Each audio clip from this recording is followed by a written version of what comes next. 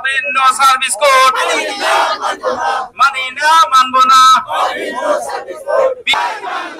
চুক্তি থেকে মুক্তি চাই, নিয়মিত চাকরি চাই, মুক্তি চাই, চুক্তি থেকে মুক্তি চাই, নিয়মিত চাকরি চাই। আজকে আমাদের কাদের বিরুদ্ধে অভিযোগ হচ্ছে? দ্বৈত নীতি হতে পারে না। সবাইকে আন্তরিক আমি সাংবাদিক মিডিয়া ভাইদেরকে জানাতে চাই, কি করলো এই প্রতিষ্ঠানটা চলে কিসের ভিত্তিতে?